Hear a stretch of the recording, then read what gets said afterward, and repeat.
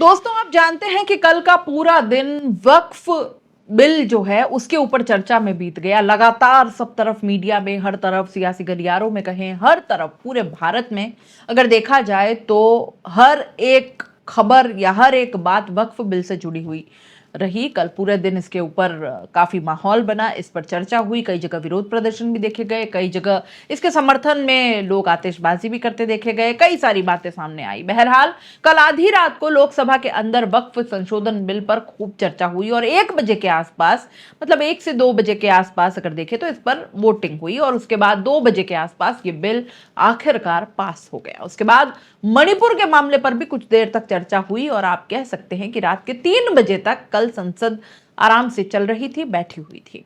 अमूमन ऐसा देखने को नहीं मिलता है दोस्तों। फुल स्ट्रेंथ में वहां पर मेंबर्स जो थे सदन के वो थे, क्योंकि सभी पार्टी के नेताओं को एक व्हिप जारी हुआ था, तो वहां पर कांग्रेस पार्टी की तरफ से तमाम बड़े लोग भी मौजूद थे। आप कह सकते हैं कि संसद के अंदर न केवल अमित शाह की मौजूदगी थी बल्कि राहुल गांधी की भी मौजूदगी थी। रात को 3 बजे तक आप अगर देखेंगे सारी फुटेजेस जो भी आपके पास अवेलेबल है या संसद टीवी पर, तो वहां पर आपको दिखेगा कि राहुल गांधी संसद के अंदर बैठे हुए दिख रहे हैं। लेकिन अब राहुल गांधी की मौजूदगी पर संसद के कैमरामैन को क्या दिक्कत है, ये जरा सोचने वाली बात है। संसद के कैमरामैन पर लोगों ने अब उंगलियां उठानी शुरू कर दी हैं। आप सोचेंगे कि संसद के कैमरामैन की आखिर इसमें कहां से बात आ गई और वो इतना इंपॉर्टेंट कैसे हो गया, तो जानिए। कांग्रेस पार्टी के जो सांसद हैं दोस्तों, इमरान मसूद ने एक बात शेयर की जो कि पत्रकार कृष्णकांत ने रखी है। उनका कहना है कि राहुल गांधी रात 3 बजे तक संसद में थे, लेकिन संसद टीवी की राहुल गांधी से पता नहीं क्या ऐसी दुश्मनी है कि उन्हें कभी वो दिखाता नहीं है। वे बोलने खड़े होते हैं तो कैमरा बंद कर देते हैं। दोस्तों, इमरान मसूद तो खैर आप ये भी कह सकते हैं कि वो अपने नेता की हिमायत में बात बोल रहे थे, लेकिन हम भी, मैं खुद भी पिछले कई समय से लगातार आपको हम अलग अलग खबरों के माध्यम से ये दिखाने की कोशिश करते हैं।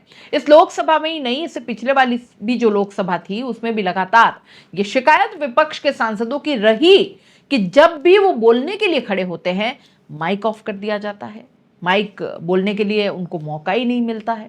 और राहुल गांधी इसमें शरीक है। दूसरे जो विपक्ष के नेता हैं वो लगातार ये बात कहते रहे हैं कि ऐसा कैसे होता है कि राहुल गांधी बोलने के लिए जब भी खड़े होते हैं तो कैमरा जो होता है वो ओम बिरला की तरफ घूम जाता है। अच्छा, आप इसको उल्टा करके देख लीजिए। मोदी जी जब खड़े होते हैं बोलने के लिए या फिर अमित शाह जब खड़े होते हैं तो आप मानिए कि न के बराबर कैमरा इधर उधर या ओम बिरला की तरफ घूमता होगा, हार्डली मतलब। लेकिन मैंने देखा है जब भी विपक्ष का कोई नेता बोलता है बार बार कैमरा एंगल चेंज होता है। होना चाहिए, ऐसा नहीं है कि एक ही एक जगह कैमरा रहना चाहिए, किसी एक की जने को राहुल गांधी बोल रहे हैं तो राहुल गांधी पे, ऐसा नहीं है। लोगों की प्रतिक्रियाएं भी दिखाएं, संसद की कार्यवाही पूरा कितने लोग हैं क्या है, ओम बिरला को भी दिखाएं, इसमें भी कोई गुरेज नहीं है। क्योंकि मोनोटोनस हो जाएगा अगर एक इंसान को लगातार दिखाते रहेंगे तो सुनने वाला सुन नहीं पाता, देख नहीं पाता। हमको बदलाव की बहुत ज्यादा आदत है, तो होना चाहिए। लेकिन राहुल गांधी कल आधी रात तक लोकसभा के अंदर थे। मोदी की अगर आप बात करें तो न तो दिन भर की बहस में वो शामिल थे, न रात में आए। मोदी आए ही नहीं इस बहस में। ये कितनी अजीब बात है। मतलब इतना इंपॉर्टेंट अगर बिल बीजेपी के लिए ये था कि तमाम तरह के मुद्दों को एक साइड में रख करके, इधर आप जानते हैं कि ट्रंप ने टैरिफ बढ़ा दिया है और भी न जाने कितने मुद्दे इंपॉर्टेंट इस वक्त देश में हैं, उन सबको साइड में करके अगर वक्फ बिल पर चर्चा करना इतना ज्यादा इंपॉर्टेंट था तो प्रधानमंत्री मोदी आखिर संसद की उस कार्यवाही के अंदर क्यों नहीं थे, यह सवाल तो उठेगा दोस्तों। प्रधानमंत्री की गैर मौजूदगी में ही पूरी बहस हो गई और बिल पास भी हो गया। मोदी आए ही नहीं। लेकिन इसके अलावा भी मोदी इससे पहले भी जब आते हैं तो बड़ा, मतलब देखिए, मोदी के नारे लगते हैं। मोदी की एंट्री जब होती है तो संसद में सारे बीजेपी के जो सांसद है वो खड़े हो जाएंगे, फिर जोर जोर से टेबल बजाएंगे, फिर वो मोदी मोदी के नारे लगाएंगे। कैमरामैन बड़ी होशियारी से मोदी का क्लोजअप लगाएगा, लॉन्ग शॉट दिखाएगा, आना दिखाता है, बैठना दिखाता है। आज से पहले इस तरह से नहीं हुआ करता था।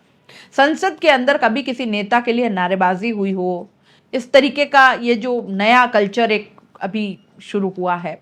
मोदी आते हैं तो मोदी मोदी के नारे लगते हैं। बीजेपी के सांसद, ना उनकी एंट्री ऐसी लॉन्ग शॉट में दिखाई जाती थी, ना उनका बैठना बार बार दिखाया जाता था। संसद की कार्यवाही चलती है, मोदी बैठते हैं तो बार बार उस प्रेम को दिखाते हैं। लेकिन 7-8 घंटे राहुल गांधी कल लोकसभा के अंदर थे। क्या कैमरे पर उनको इतना दिखाया गया? दोस्तों, इसलिए नहीं कि राहुल गांधी विपक्षी पार्टी से हैं, इसलिए ये बात कही जा रही क्योंकि वो एक बहुत महत्वपूर्ण पद पर है। वो एलओपी है और विपक्ष के बिना कोई भी चीज अधूरी है। संविधान ने उनको इतनी शक्तियां दी है, वो पद दिया है, वो एक कहते हैं कि उनकी एक मौजूदगी वहां पर इतनी ज्यादा इंपॉर्टेंस रखती है। क्या कैमरामैन वो दिखा रहे थे?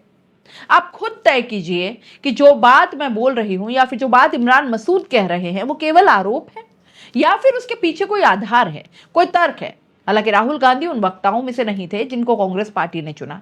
इस मुद्दे पर बोलने के लिए कांग्रेस पार्टी की तरफ से गौरव गोगोई ने बहुत शानदार बोला, इमरान मसूद ने भी बहुत अच्छा बोला। इसके अलावा भी कांग्रेस पार्टी के दूसरे और सांसद थे जो बहुत अच्छा बोले। इनफैक्ट पंजाब के सांसद अमरिंदर सिंह ने तो जो बोला है, मतलब एक बार हर कोई सोचने के लिए मजबूर हो जाएगा, इतना अच्छा बोले।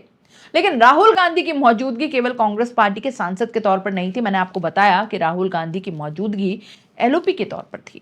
इतना इंपॉर्टेंट बिल है, एलओपी को बार बार दिखाया भी नहीं जा रहा था। यह आरोप अगर कांग्रेस पार्टी लगा रही है तो ये कोई पहली बार तो नहीं लगा रही है। इनफैक्ट अभी कुछ दिन पहले आपको याद भी होगा कि ओम बिरला और कांग्रेस पार्टी के नेता और सांसद मनीष तिवारी किस तरीके से आपस में भिड़ गए थे और कैसे तू मैं हो गई थी इसी माइक बंद और चालू करने की बात पर। देखिए क्या हुआ था। Manish Tiwari ji, thank you very much. Mic चालू हो गया ना? हाँ जी। इनको बताओ माइक कैसे चालू होता है। आप बताइए ना अध्यक्ष जी, आप बताइए ना अध्यक्ष जी कैसे माइक चालू होता है। माइक कैसे चालू होता है? अध्यक्ष जी आप बताइए कि माइक कैसे चालू होता है। बैठो, मैं बताता हूँ माइक चलो। चलो बैठो, आप बैठे, आप बैठो, बैठे। आप बता दीजिए माइक कैसे। आप बैठो। माइक जब ही चालू होगा जब माननीय अध्यक्ष उसकी अनुमति देगा। बिना अध्यक्ष के माइक चालू नहीं हो सकता। अब दोस्तों, ओम बिरला ने ये तो साफ साफ बता दिया कि माइक का जो पूरा अधिकार है वो उन्हीं के पास रहता है। हालांकि वो पहले ये भी कहते पकड़े गए थे से मतलब है कि ये भी कहते पाए गए थे कि यहाँ से नहीं होता है बंद, यहाँ से नहीं होता है। लेकिन अब वो खुद ही कह रहे हैं कि सारा हम ही करते हैं। ये कैमरामैन आखिर किसके कहने पर चलता है? हालांकि दोस्तों, जब ये बिल पास हो गया लोकसभा से कल आधी रात को, तो राहुल गांधी ने अपनी असहमति जाहिर करते हुए कहा कि वक्फ संशोधन विधेयक मुसलमानों को हाशिए पर धकेलने और उनके निजी कानूनों और संपत्ति के अधिकारों को हड़पने के उद्देश्य से बनाया गया है। ये एक हथियार है। आरएसएस, भाजपा और उनके सहयोगियों द्वारा संविधान पर यह हमला आज मुसलमानों पर लक्षित है, लेकिन भविष्य में अन्य समुदायों को निशाना बनाने के लिए एक मिसाल कायम करता है। कांग्रेस पार्टी इस कानून का विरोध करती है क्योंकि यह भारत के मूल विचार पर हमला करता है और अनुच्छेद 25 धार्मिक स्वतंत्रता के अधिकार का उल्लंघन करता है। अब बात कांग्रेस पार्टी के सांसद अमरिंदर सिंह ने भी कही संसद में कि यह तो बस शुरुआत है। सेम बात उन्होंने कही जो राहुल गांधी ने कहा, वही बात अमरिंदर सिंह ने कही, लेकिन जो अंदाज था उनका कहने का और जो एक एक शब्द था, हालांकि बहुत सारा संसद की कार्रवाई से उनके शब्दों को आपत्तिजनक माना गया और बहुत सारे शब्दों को हटा भी दिया गया, लेकिन फिर भी एक बार अगर आप उनकी बात सुनेंगे तो शायद वक्फ बिल के अंदर क्या भावना है और विपक्ष पार्टी कैसे उस चीज को समझा रही है जनता को, ये आपको जानना जरूर बनता है। सुनिए। आदरणीय सर, आपने बार बार कहा, आज गृह मंत्री साहब ने कहा गवर्नमेंट प्रॉपर्टी पर किसी का अधिकार नहीं है, पंचायत की जमीन कोई दान नहीं दे सकता है। मैं आपको इसके पीछे लोचा क्या है, इसके पीछे छुपा हुआ राज क्या है। 1947 में जब बंटवारा हुआ था, 47 से लेकर 1954 तक सारी प्रॉपर्टी गवर्नमेंट के नाम हो गई थी। उसके बाद 1954 में एक्ट बना, तो वो एक्ट में सर्वे हुआ 1961 टू 1970। सर्वे किसने किया? कलेक्टर ने। अगर पंजाब की, हरियाणा की, हिमाचल की बात करूं तो डिविजनल कमिश्नर अंबाला बैठते थे, उन्होंने सर्वे किया, तहसीलदारों ने सर्वे किया, तो वक्फ बोर्ड को यह जमीन देने का काम किया। अब क्या हो गया? जैसे राहुल गांधी कर्नाटक में भाषण देते हैं, गुजरात में मुकदमा दर्ज होता है, सजा हो गई। गवर्नमेंट की प्रॉपर्टी तो 1947 और 1954 में तो सारी प्रॉपर्टीज गवर्नमेंट की थी।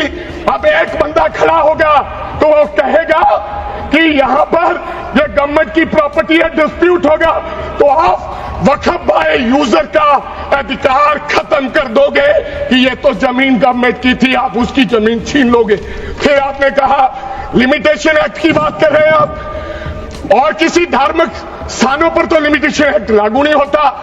इनके ऊपर क्यों?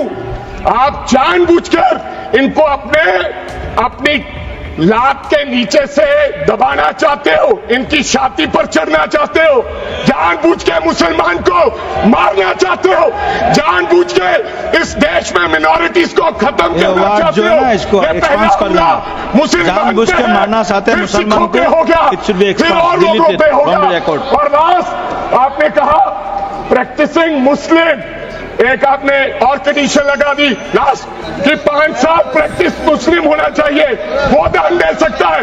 मैं सरदार हूं और ऐसी कई उदाहरणें हैं पंजाब के अंदर। अगर किसी मुस्लिम के पास कब्रिस्तान नहीं था तो सरदारों ने अपनी जमीन देके कब्रिस्तान बनाए। ये कौन सा अधिकार है कि मैं किसी को चीज दान देना चाहता हूं? और इसको कौन बताएगा? रिजू साहब ये बताएंगे कि ये प्रैक्टिसिंग मुस्लिम है या नहीं है? ये सरासर अन्याय है। कल को श्रोमणी गुरुद्वारा प्रबंधक कमेटी 1925 का सिखों का जो एक्ट है, आप उसमें भी संशोधन करेंगे।